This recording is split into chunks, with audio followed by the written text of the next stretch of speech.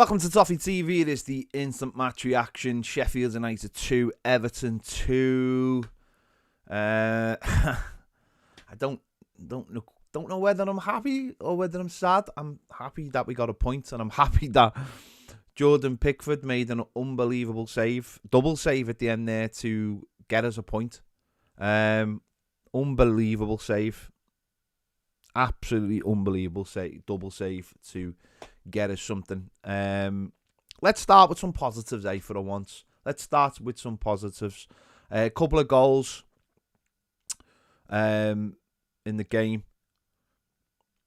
I thought Beto was fantastic. Obviously, he went out of the game, towards the end. But just give us something up front. Even something I think we don't always have with Dominic Calvert-Lewin. I thought his hold-up play was fantastic. His strength. I thought the way he muscled their centre-backs. You could see as the game went on, he was trying to knock it past them. Didn't quite have enough to get past them as the game went on. That's where you've got to have a bench. That's the problem with Everton, not having a bench. And it'll be a little bit stronger when the break comes, after the break. But today, obviously, not strong enough. And no one could come on for him, but the 90 minutes will do him well. It was the same with Dan Juma. He clearly, towards the end of the game, wasn't 100% fit enough. And on the other side, we had McNeil, who didn't look fit at all when he came on. But scoring off a set piece and then scoring and equalising the way we did. Great ball in from Patterson, who again, I thought struggled defensively today at times. Certainly for their second goal. So Beto will give us a big platform to play off. As I mentioned, Jordan Pickford, fantastic saves at the end. And yeah, hopefully when we get the likes of Don back and when we get the likes of Jack Harrison into the team and Dwight McNeil fit, we'll have more threat there at that end of the pitch. They're the positives, because it wasn't like loads of positives today. Again, the footballing side of things, I still don't exactly know what we're trying to do. There's just a lot of passing for the sake of passing without movement that gets us anywhere. And what it looks like is the more we pass it, the more we just get bored, and the more we slow the game down. And the more we slow the game down, the more we allow the opposition into the game.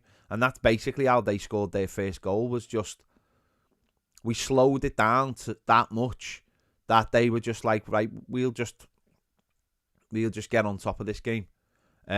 Which they did, and that's how they got back into the game, and that's how they got the first goal, and obviously that's how they got the second goal. There wasn't great pressure from them. We just slowed the game so much. When first half was dreadful in terms of pushing on, desire, momentum. We never go after teams, and it happened in the second half. And I think in the second half it happened more probably out of fatigue towards the end of the game. But that's got to improve, because what the Premier League has is an abundance of good sides which have got good benches. And the last 20 minutes of a game, especially with the time that's being added on now, we can't afford to do that. And this manager has got to break those habits, those ridiculous habits he's got. I mean, first of all, what's he doing picking that many players for the bench? Bring a squad with you. Bring young players. Fill the bench at least. It's embarrassing. It looks embarrassing when you've only got that many players on the bench. I know the under-21s played last night, but it's embarrassing to just see that many players on the bench and two of them being goalkeepers. That's nonsense, that. And obviously getting rid of the likes of Cannon, getting rid of the likes of Mopai, that takes two away from you. Don't know where Dobbin was today. Don't know where Michael Keane was today. But it shows how stretched our squad is. Last night was a farce by not bringing players in. Yeah. And I actually thought their best two players show how much of a farce the transfer window is, because the kid who scored for them, Archer, and obviously got the one for the second, the deflection, had a great game, and that Hammer had a good game. And you think both of those players were like 14 million, 15 million quid. Could we not have took a chance on either of those players? All right, maybe not Archer because we went for Beto, but that Hammer, I thought, had a really good game. And could be a useful squad play for someone like Everton, or even force his way in. So when we're talking about the market and how tough it is, I've just seen a couple of their players who they've bought that we could have at least been in for. Another positive today, I thought Branthwaite was brilliant. I think he just is so calm, and he exudes that calmness that it rubs off hopefully on other people. And the 2 games he's had so far, I think today was a different test because he's up against Ollie Norwood, and I thought he'd done really well against him. I really did towards the end. Even picking up that booking, which was, can't really go in with your studs. You know, we won the ball, but you can't really go in your studs. That's the problem now. But I thought his calmness was fantastic. And he was just, don't like using the word Rolls Royce, but he was, the way he plays the game, he doesn't keeps it very calm, likes to play out from the back, is good in the air, and his headers, well, by the way, he doesn't just head it away. He either tries to find somebody or make sure he puts it, out of danger. He's not someone who just puts his head on it to go anywhere. And there was one in the second half, I think it was that Harmer played a great ball in, just a free kick it was, and the diving header, he got onto it, and he didn't just put a diving header, because if he just got a diving header on, he could have scored an own goal. The diving header to get it where it was absolutely fantastic. So really calm today, and that's he's got to stay in the team. If anyone looks shaky, it's the guy next to him, Tarkowski, who I thought was absolutely shocking for the second goal. Certainly not get him, and Patterson crossed over, and then he allows the play to come in on his right foot and have that much time to get a shot off. I know it was very, very unlucky with the way it fell and it Pickford's back, but at least people probably won't be talking about that now because of Pickford's save. Tarkowski himself improved second half, and I thought it was very clever of Tarkowski actually doing what he did to go off. He got a bang on the head, and listen, the rule is a bit weird, isn't it? Saying you've got to stay off for 30 seconds, but unfortunately with a head injury, what can anyone really do? But the decision he made to get a sub on the pitch, very clever, because otherwise we would have been down to 10 men, and obviously they were very dangerous off set pieces, which we saw with almost the last kick of the game, or last header of the game. How dangerous they were on set pieces. Yeah, there's optimism, I think, in the final third, but I think having someone like Beto, Danjuma today scores his goal, but I thought some of his decision making very, very selfish. I mean, we should have really been 2-0 up. If he squares, I think we had a 4-on-3. If he squares that pass, but he doesn't. He takes it himself, and some of his decision making was very, very strange. But he's going to play there, I imagine. He's going to play there. Dwight McNeil, Jack Harrison, they're going to come in. Damari Gray still at the club. We have scored 4 goals in 2 games. That's something to be optimistic about. While Beto's being on the pitch, we scored 4 goals. So straight away you're thinking, well, there's a little bit to be optimistic about. The midfield still doesn't really make the way it doesn't really. I don't know. It just doesn't really fit together. The defence, though, is looking. I mean, again, conceding 2 goals to Sheffield United. I mean, it's a big worry that we've played 3, and I'll be kind here, very average teams, and we've took a point from them. Very, very average teams, and we've took a point. That's a worry. You know, Wolves and Sheffield United are both going to be down there this season with us, and we've only took a point off them. Fulham, they've made some signings. We'll see what happens with them, but they were certainly very poor when we played them. But moving forward, the manager's going to have to start using subs. I know today he didn't exactly have a great bench.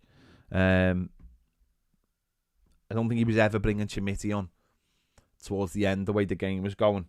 He obviously bought Ben Godfrey. There was only Michalenko, really, and Chimiti, and then you've got Onyango, who's not really going to... I don't think he's going to make a difference in this game. The bench was frankly embarrassing. Embarrassing to see that bench. And I know it's only going to be for one game, really.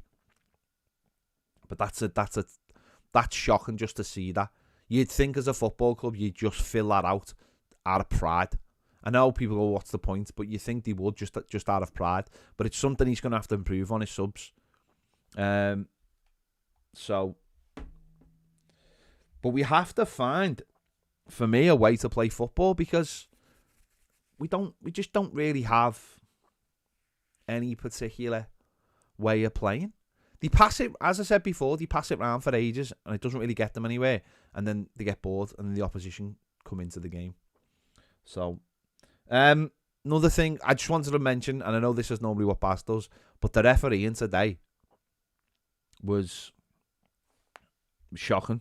I mean, we should have had a penalty for a handball just before we scored. We should have had a penalty in the second half at 2-1 when Danjuma's shirt's dragged. And I know it starts outside the box, but if you read the rules, the law, if your shirt is pulled outside the box and it continues inside the box, it is a penalty. They're the rules of the game.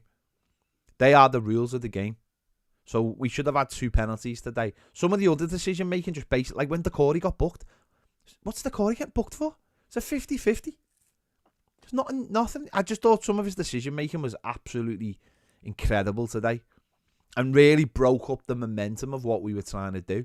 I'm not saying we were brilliant. I'm not even saying we deserved to win the game, because I don't think we did. Because in terms of stats, you know, eight shots on target. We had 6, 3 shots off target, 47% possession to our 53. So it was a pretty even game. Not gonna sit here for 1 minute and say we deserved to win the game. We had probably we had good spells, and we didn't do enough in those good spells, sadly, because we don't know how to keep the momentum up against opposition. And that's another thing we're gonna have to learn, is how do you keep the momentum up when you're playing sides? Because we just seem to stop. We seem to stop and allow teams back in the game. Or when and again, it's about taking chances. And I know late on in this game, you could tell we weren't fit enough to keep going. The ball was starting to bounce off better. It was starting to come back from Danjuma. Don't think Dwight McNeil was fit. He didn't look fit, and I'm not having a go at him for that. But he didn't look fit. But obviously he's gone on and played the game, so fair enough to him. Not going to have a go at him. But you could tell the front three at the end just weren't fit. So they've got 2 weeks now to obviously get a bit more fitness in the legs as we face Arsenal at home, which will be fun. Yeah, there you go. First point on the board. Couple of goals in the Premier League. Am I happy? No, because I don't. They're games you've got to win. Played 4 games and we've took a point. So am I happy? No. I'm not happy because of last night selling players and not bringing players in. It's going to be a ridiculously tough season. And it's very, very sad when you're sitting here and it's the 2nd of September and you know the only job your club need to do is finish higher than 3 other teams. That is a very, very sad state of affairs for this football club. That it almost feels like in the first 4 games of the season that's where you are as a football club. But that is the reality of where we are as a football club. That we have to finish above 3 other teams. And it's sad. Very, very sad. But that's where they've taken us. That's where the owner's taken us. The chairman have taken us. That's where we are as a club. So yeah, there you go. Fair play, Sheffield United. Done well. So 2-2. Yeah. What else can you say, really? We'll have to make Goodison Park a place that becomes harder, and that means more intensity. And I don't think I am being negative. I think I'm being very honest. I've watched the first 4 games of the season, and I think what I've seen is a team that is way below par and has 1 point and doesn't have any intensity in it when it matters. Players that walk around the pitch rather than sprinting, trying to stop crosses. That's the reality. You can be all pie in the sky optimistic if you want. The reality is this is a very, very bang average team. And if players can't get themselves going to stop crosses and put blocks in, then that to me is a bigger problem. This team lacks quality. I also think it lacks a bit of heart. I really do. And it's sad to say that about an Everton team, but heart to me is players going out and blocking crosses and blocking shots and making sure it's the other team find it really, really difficult to score goals. You know, we've conceded 8 goals in 4 games. You know, it's great if you want to be optimistic. That's fine. I've got no problem with being optimistic, but you've got to be realistic as well and talk about what's really happening at our football club. And there's too much pie in the sky, because pie in the sky leads people every year to go, oh, it's going to be all right this year, and we don't have to go and protest, and don't worry about the board, or don't protest now because it might hurt. No, you've got to be honest and you've got to be realistic. This is a very, very average football team, and it's going to be a tough season. It's as simple as that. But what I want for my players is players who go out and charge down every ball, who put a tackle in every time, who stop the crosses. That's what I want. That's what I want. I don't care if they worked amazingly hard, dying out there. Behave yourself, dying out there. If they where's the crosses being stopped? Where was the cross being stopped for the goal? Where was the tackle for the second goal? These are things that matter. These are things that win you games of football, and I don't see it in our team. So people, it's like when Iwobi left yesterday. Oh, no, he wasn't amazing. They're not amazing players. Stop making out like they're amazing players when they're not. That if they were amazing players, they wouldn't have had 2 back-to-back relegation fights and only have 1 point after 4 games. So there's far too much of this, like, making out like our players are amazing when they're not, when they're absolutely bang average. So when they start running around like lunatics and stopping those crosses, then at least I'll have a little bit of something in me. I'll go, these are fighting for us. I don't see that. As simple as that, I don't see that. I see players just running around a little bit. They're tired because it's R12 on a Saturday and it's warm and they've played 97 minutes in the Premier League. That's why they're out on the feet. I'm talking about the extra bits. I'm talking about the extra bits that you need to win games of football. Throwing in tackles, blocking crosses, getting your body in the way. That's what matters. That's what matters. Simple as that. That's what I want to see from every single player. And I'm not highlighting individuals here because it's a team. So let's talk about the whole team. Let's not pull players out and go, well, it's a team. And I'll tell you why it's a team, right? I'll tell you why it's a team. Because if 5 or 6 of them do it, they'll all do it. If 1 or 2 of them are doing it, you'll be able to spot them. Every single player should be working their bollocks off to make sure. And then saying to the fella next to them, get in here and block that shot, block that cross. And when we start doing that for 90 minutes, and this is why the manager doesn't get any like love for me, is because isn't that what he's supposed to do? Isn't that his remit? Isn't that what everyone thought this manager was going to bring in? Oh, it's going to be negative, but every game the defence will be amazing and they'll run through brick walls for you. Do you really see a team that runs through brick walls for you? Really? So for me, there's that's what we need. And if we get that, then we might have a team. You forget about all the other stuff. You forget about the stuff they can't do. Then you start looking and thinking. We've got a little bit of quality that'll take us forward. And we have got a little bit of quality. But we've got to do all those hard yards first. Give me the hard yards and let them see all the other stuff. Give me the tackles. Give me everything. I don't care if I'm having a go with them. Got manager after 4 games, toxic. Fucking grow up. This is football. This is reality. This is where this football club is. Toxic. Fucking grow up. This is real. This is what's going on. That's what I want to see. The tackles, the hard work.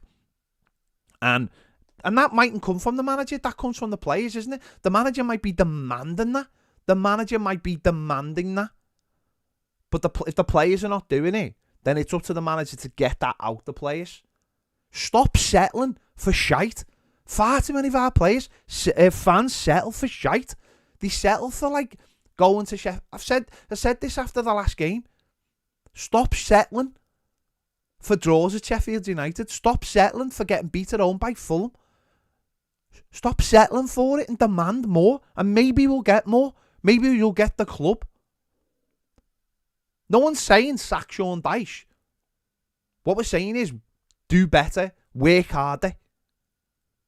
That's it, isn't it? Win your battles on the pitch. That's all it's about. But demand more. Demand more from the team. That's all. That's all I think as a fan. It's just about demanding more from the team. And saying if you go and win those 50-50s. And listen, loads of people would sack Dyche. I know someone who would 100% sack Dyche right now. 100% sack Dyche. I know loads of people who'd sack Dyche. Because the simple fact is they don't believe he is anywhere near the level of where Everton are. So that's each on their own. But start demanding more from your football club. Start demanding more from your players. Stop with this, all this. Oh, well, his stats were amazing and his XG. Did he go and close the cross down? Did he do the thing? Did he do the thing that meant they didn't score? That's what football's really about, by the way. People can blind you with all the science. And that, of course, that's important. But you know what's important? Players running out and stopping the cross.